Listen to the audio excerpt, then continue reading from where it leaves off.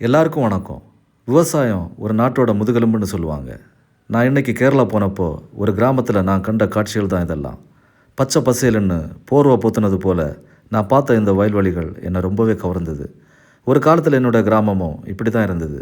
எங்கே பார்த்தாலும் கண்ணற்ற தூரம் வரைக்கும் வயல்வெளிகளாக தான் இருந்தது.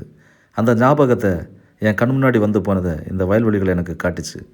இந்த 21ஆவது நூற்றாண்டில் நம்ம பல இயற்கை வளங்கள், விவசாய நிலங்களை நாம் இழந்து நிற்கிறோம்.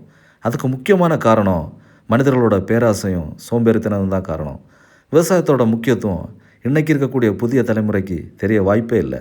காரணம் பணம், கல்வி, நவீன யுகங்கள் எல்லாமே அதிகரித்தப்போ விவசாயம் தேவையில்லைன்னு ஆயிடுச்சு.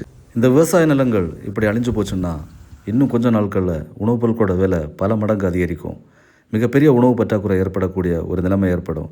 அதனால் பொருளாதார வீழ்ச்சியடைய வாய்ப்புகள் இருக்குது. பசி பட்டினி நம்ம நாட்டில் அதிகரித்தா அதோட விளைவுகள் மிக மோசமாக இருக்கும். எல்லாத்துக்கும் மேலே நம்ம இயற்கை சூழல் ரொம்பவே மாறி போயிடும். அதனால் இனிமேலாவது விவசாய நிலங்கள் அழிக்கப்படாமல் பாதுகாக்கப்பட வேண்டும். அளவுக்கு அதிகமாக கனிம வளங்களை எடுக்கிறத நம்ம தடுக்கணும். அப்படி தடுக்கலைன்னா நம்மளோட இந்தியா மிகவும் அபாயகரமான ஒரு கட்டத்துக்கு போயிடும். இப்படிக்கு என்றும் மன வருத்தத்துடன் உங்கள் ஆர். நிக்சன். தேங்க்யூ.